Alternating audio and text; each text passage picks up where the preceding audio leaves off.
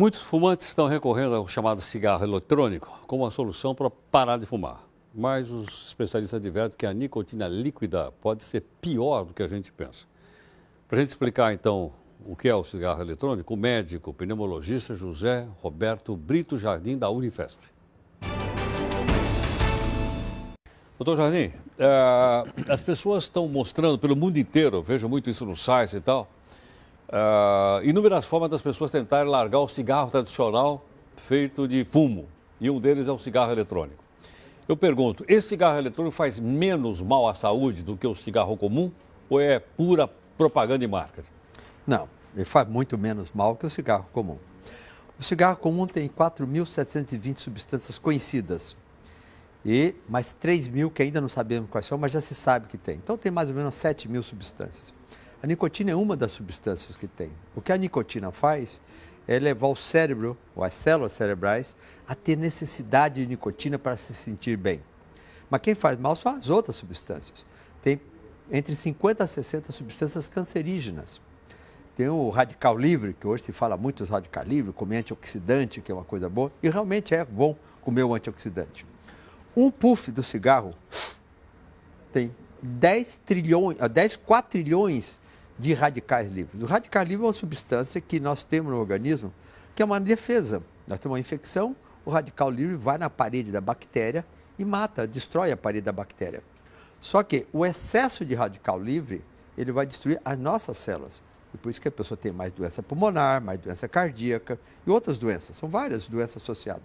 Então, um puff, uma inalação do cigarro normal, do tabaco, tem 4 trilhões de radicais livres. Não existe antioxidante suficiente no corpo para combater tudo isso. O cigarro eletrônico não é só a nicotina. E que é a nicotina que causa dependência. Hoje nós não falamos mais vício, dependência. Sim. Então o que se procura é tirar uma substância tóxica, que é o tabaco, com um monte de substâncias tóxicas, e dar a nicotina, que o cérebro quer a nicotina. O cérebro não quer radical livre, não quer substância cancerígena. Ele quer receber nicotina para dar prazer. Então, essa é a tentativa. Existem muitos outros modos de dar nicotina, além do cigarro eletrônico. Mas esse é que tem estado mais na mídia. Sem dúvida alguma. Antigamente havia aquelas placas que se colocavam no corpo. Adesivo. Adesivo. Tem no mercado, temos 2 ou 3 laboratórios no Brasil que produzem, e nós, médicos, utilizamos para, quando o paciente quer deixar de fumar, nós auxiliamos. De novo, porque o cérebro não quer saber de onde vem a nicotina. Sei. Pode ser do adesivo, goma de mascar, pastilhas que a pessoa... ele chupa até dissolver. Não no Brasil não tem, mas fora do Brasil tem também um spray para o nasal, porque como o nariz é muito, tem uma circulação muito rica, ele absorve muito fácil a medicação. Então põe nicotina no nariz. De novo, o cérebro não quer saber de onde é a nicotina, ele quer ter a nicotina para ficar tranquilo e não causar o que se chama síndrome de abstinência, que é a falta de nicotina, causa mal-estar, causa insônia, causa batedeira. Então essa é a finalidade do cigarro eletrônico. Sei. Bom, então, uma expressão curiosa. Assim, quando a pessoa quer largar de fumar, esse é o primeiro passo ou não? Não. Sem esse primeiro passo, nenhum outro acontece? Não, o primeiro passo vem antes. Qual é o primeiro zero passo?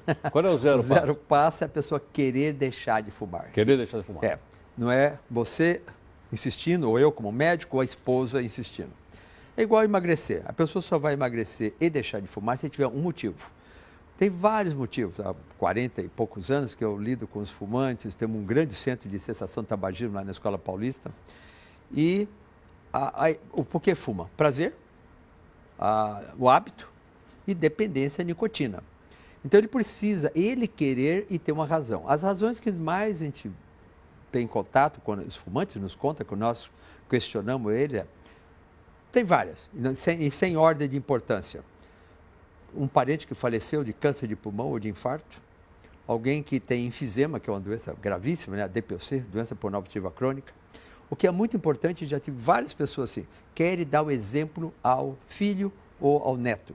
Quer dizer, uma motivação muito forte. Primeira coisa. Primeira coisa é motivação. Tudo que nós fazemos é auxiliar a pessoa que tem uma motivação e quer deixar de fumar. Então, como é que a gente auxilia? 2 modos. Um que a gente chama de terapia cognitivo-comportamental. Cognitivo é dar conhecimento. Conversar, explicar o que é, o que acontece, por que ele fuma, para ele se conhecer e saber o que ele pode mudar. E comportamento é mudar o comportamento. Se ele, por exemplo, toda vez que ele toma um cafezinho, ele fuma, vamos tirar o café, vamos dar chá, vamos dar chocolate. Porque o hábito é muito fácil de definir, é aquele ato automático. E é muito interessante, porque quando a gente pergunta ao fumante para saber se ele tem hábito, fala, alguma vez o senhor, ao fumar, colocou o cigarro no cinzeiro e tinha outro? Ah, doutor, a maioria fala, ah, sim. Por que ele? Se ele já tinha um lá, por que ele acendeu outro? Hábito. Os hábitos mais frequentes são café, ao sentar no automóvel para dirigir, antes de ligar ele acende o cigarro, computador e telefone. Né? Pessoa que, ainda mais, agora está mais rápido, né? Mas antigamente, quando descia devagarinho, né? Não tinha banda larga, demorava o tempo dele fumar. Bom, então é a força de vontade, ele precisa ter uma razão para deixar de fumar. Agora, é possível, ou há algum estudo que vai direto no porquê que o cérebro se associa, se vicia na nicotina? Então já vou adiantar que é o mesmo mecanismo da heroína, da cocaína e da morfina. Ah, tá. Bom, o mecanismo é que quando a nicotina ela se liga à célula cerebral, mesma coisa cocaína, heroína e morfina, ela libera uma substância que dá prazer, que é a serotonina, dopamina e a noradrenalina. E tem pessoas que têm depressão porque nasce com um gene defeituoso, vamos chamar assim, Tá. e não produzem muito essa substância. É aquela pessoa que tem depressão. O que os remédios da depressão fazem? É aumentar a produção de serotonina, dopamina e noradrenalina para ele se sentir bem, não ficar deprimido. E o cigarro e essas outras drogas dão essa sensação de bem-estar, porque ele foi acostumado com isso.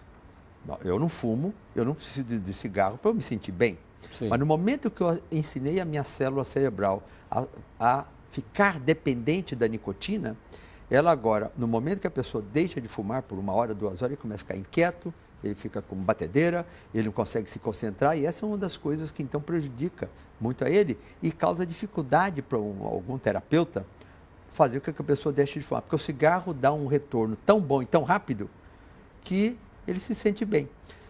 Uma inalação, quando ele tem um cigarro e aspira, a nicotina chega no cérebro em 7 a 15 segundos. Não tem nenhum outro mecanismo no corpo 7 a 15 tão segundos. rápido. Se tomar na veia, a nicotina não chega tão rápido no cérebro. Então a pessoa está inquieta, mal-estar, não consegue concentrar. Isso é bem típico de pessoa intelectual, não consegue se concentrar. Ao fumar, 15 segundos está no cérebro, dá aquele relaxamento, ele consegue se concentrar. Então, não deixa de ser uma dificuldade para a pessoa deixar de fumar, porque ao deixar de fumar, ele passa a ter todas essas dificuldades, né? E o cigarro dá um prazer para ele.